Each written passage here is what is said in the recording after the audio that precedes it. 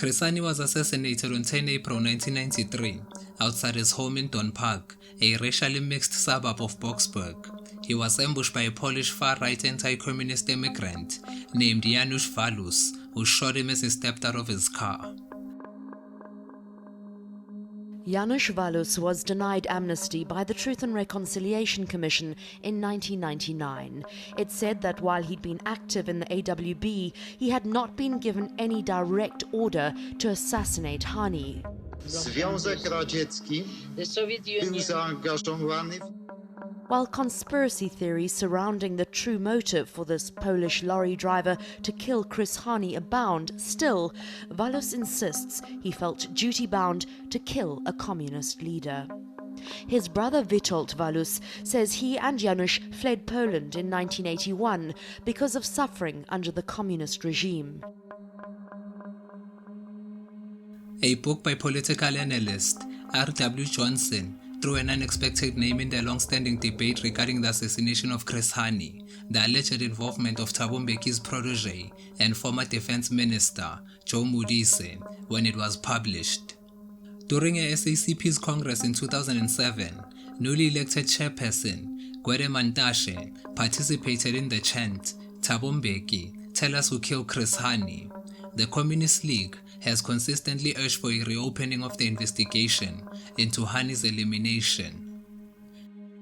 In their book, South Africa's Brave New World, the beloved country since the end of apartheid, released March 2009, Johnson claimed that Modise, who led Umkhonto weSizwe in exile, had the most to gain from Hani's assassination and was probably capable of quietly supporting the right-wing conspiracy involving Janusz Walus and Clive Debbie Lewis in 1993.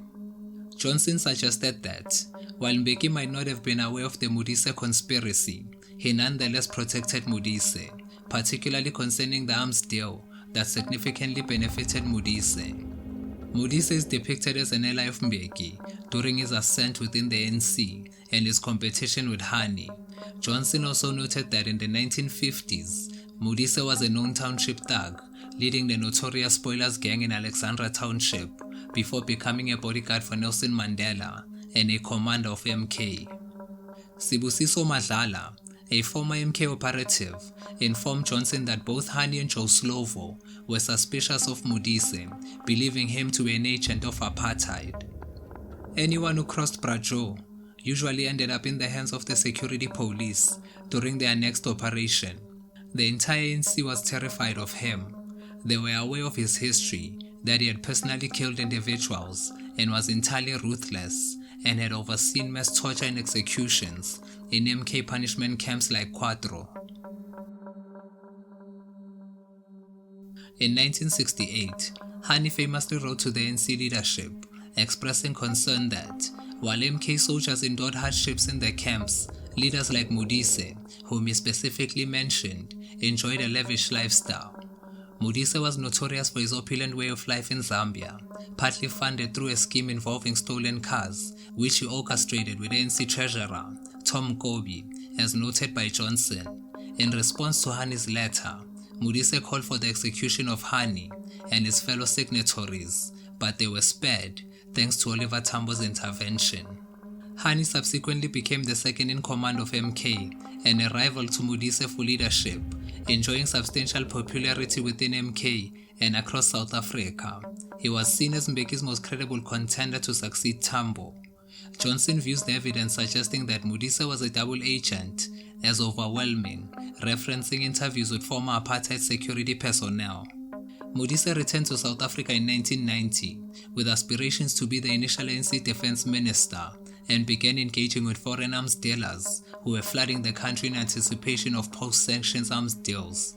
In 1993, Hani confronted Modise over the knowledge that Modise had sold an ANC arms stockpile for 2.5 million rands and kept the proceeds. 2 weeks later, Hani was assassinated. Johnson posits that the intelligence services of both the ANC and the white nationalist government, which had already established a degree of collaboration, may have gained knowledge of the assassination conspiracy involving Walus and Debbie Lewis and possibly provided covert assistance. They ensured that the assassins were apprehended. Walus, executed the head in plain view of a white woman who managed to provide a description of him, his car, and its registration, but Valus himself did not see her. The witness disappeared, and Valus was arrested just 10 minutes after fleeing the scene. Do you see this? I mean, what Dimpho says is that there's a broader plot that has not been communicated. Naturally, because, the people who shot at Chris, Yeah. there was a plot. Why is it difficult for us today to accept that they should be released? They lost on parole. The reason being that they did not come clean fully. The whole truth, nothing else but the truth. Now they're asking for medical parole. I mean, I'm the first one. Like right now, tears are dry. Well, the pain is no longer as intense as it was in the past. We can say, is it easy? Let them go. But the condition was always tell us the whole truth. Yeah. A gun was stolen from the Air Force because the weapon that shot at Chris was an Air Force weapon. It did not belong to Clive W. Lewis. No, it was stolen from the Air Force. Yeah. So who else was involved at that time? Tell us that. Tell us who had, because Janus Walus was the shooter. That's all he did. He made a shot. It's quite clear this operation had to be, it must have involved a bigger ring of people. So all they have to do, tell the truth Tell about the it. truth. Yeah. Retired High Court Judge Chris Nicholson, in his book Who Really Killed Chris Hani, argues that the real plotters behind the elimination were never caught. His book points to apartheid death squads, the African Institute of Maritime Research, business empires terrified of Hani's economic radicalism, and even powerful players inside the ANC who feared his popularity. Nicholson suggests there were various people, including the men who owned the car driven by Valus, a businessman called Peter Jackson, and if one looks in the case file, one finds an instruction from the security police saying, "Don't follow up Peter Jackson." And when questioned on the possibility that the hit could even have come from within the ANC, absolutely, and one is fortunate that the All Afrikaner intelligence officers, after they rode off into the sunset after 1994, all put pen to paper and wrote what they recall of those fateful days. Nicholson refers to one such officer who devoted a considerable part of his own book to messages communicated between the intelligence agencies of the day about a plot to kill Hani. According to the officer, they included a provision that Hani's security guards were to be given the day off on the day of his assassination. Nicholson also suggested that Hani's elimination could have been linked to the keen rivalry seen in the ANC at the time. After Nelson Mandela was going to leave, there was a lot of jockeying for position, and on the one side, Hani was a firm favorite, and then there was another camp led by Thabo Mbeki. So, there is that evidence as well. The Mail and Guardian reported in 1997 that a double agent named Raymond Laha informed his National Intelligence Service handler, Eugene Riley, about a plot to assassinate Hani just days prior to the event. Laha later revealed to the Mail and Guardian that operatives from both sides of the spectrum, including ANC leaders and ANC intelligence, were involved. After the Truth Commission sought to interview him, Laha went into hiding. He provided Riley with documents to back his claims, but Riley was mysteriously eliminated 8 months following Hani's assassination. Matthews Posa, who led the NC's internal probe into the assassination, informed the Mail and Guardian that there was a broader conspiracy, as reported by Johnson. He further mentioned that KwaZulu-Natal leader Sifiso Nkabinde stated that a police officer, Leonard Radu, who was involved in investigating Hani's assassination, was eliminated. Nkabinde was also subsequently assassinated. Johnson also noted that journalists trying to pursue the story surrounding Hani's death have faced threats. Armsdale critic Terry Crawford Brownie told the Seriti Commission of Inquiry, "There have been allegations made to me and others linking Mr. Joe Modise to that assassination. The allegations that it was done in conjunction with British Aerospace through Rhodesian operatives, and the white right-wing Clive W. Lewis was simply a useful idiot." Crawford Brownie was cross-examined at the inquiry by Marumo Morane, who represented several parties, including Thabo Mbeki, Modise's family, and Trevor Manuel. Crawford Brownie told the inquiry that Joe Modise was poisoned. "I was told by Peggy Jacobs 6 weeks before Mr. Modise died that he was being poisoned and that his death would be ascribed to cancer," he told the inquiry. Mr. Modise was known to have many enemies. It is also known there was considerable animosity between him and Chris Hani, dating from their time in exile. Peggy Jacobs, also known as Uranin Vladimir, Hassan Solomon, and Hassan Osman, was an African National Congress functionary trained in the Soviet Union as an intelligence operative. Crawford Brownie testified that there were allegations that when Hani was assassinated in 1993, he was on the verge of exposing Modise's involvement in and corruption relating to the arms deal. It has been alleged that Mr. Janusz Valus was ultimately employed by the British arms manufacturer, BAE, perhaps by the way of John Bredenkamp, the Rhodesian Zimbabwean who was the second largest recipient of those BAE bribes, he told the inquiry. Crawford Brownie did not, however, explain how Hani could have been assassinated for the arms deal in 1993 when the arms deal happened in 1999.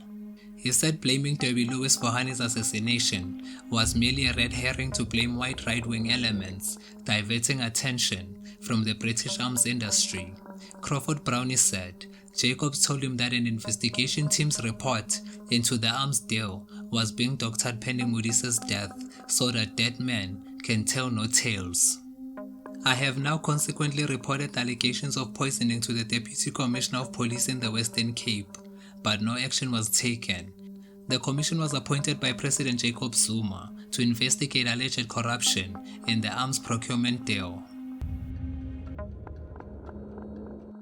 President Jacob Zuma's choice to initiate a judicial investigation into the alleged misconduct surrounding the multi-billion rand arms deal instilled a sense of optimism in the family of Puso Tladi, a prominent NC member and the late Defense Minister Joe Modise's close associate, who vanished under mysterious circumstances in 2003. Tladi's brother, Tswidi, expressed that the inquiry into the arms deal rekindled the family's hope of finally uncovering the truth regarding his brother's disappearance, who was a former political commissar of Umkhonto weSizwe and a past member of the NC Youth League.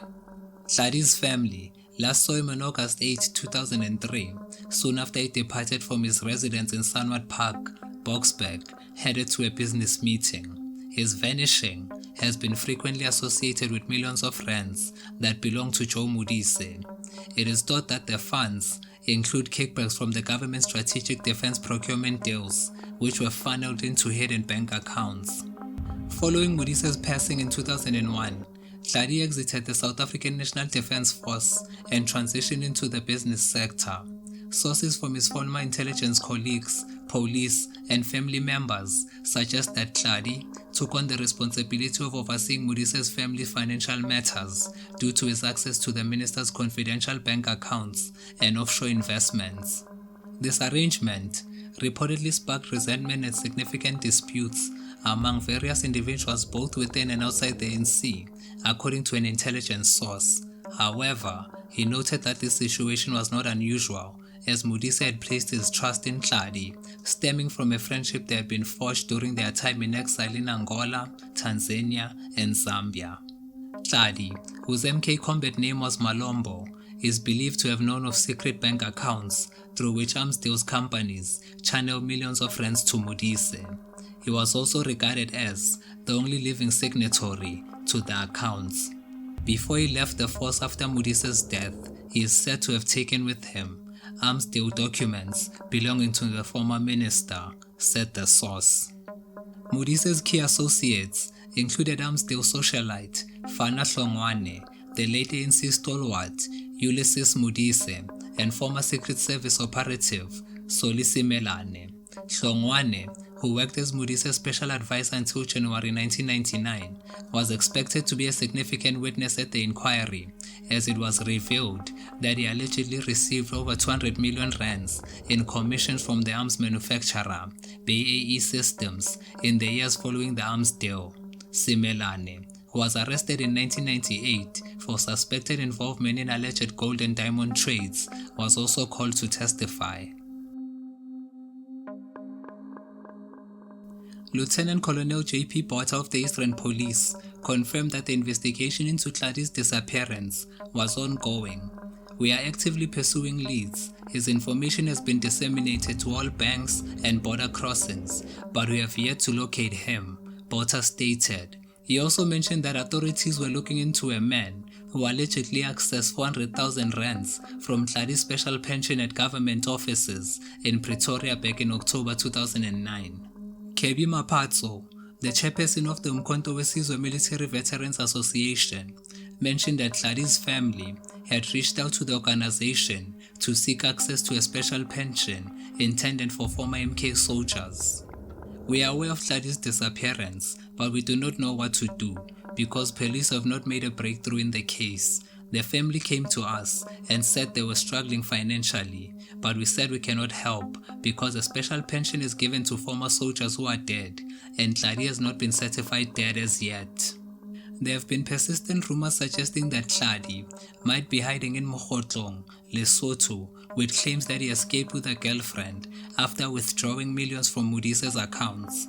However, these allegations were dismissed by Captain Khobane of the Lesotho Police.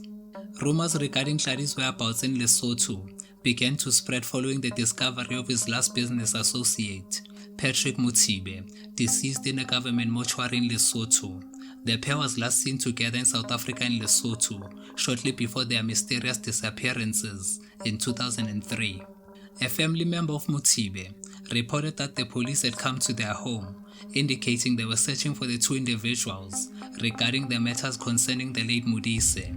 The former Secret Service, currently known as the Foreign Intelligence Division of State Security Agency and led by Mo Sheikh, looked into the allegations that Tladi could have exited the country, but they were unsuccessful in finding any leads.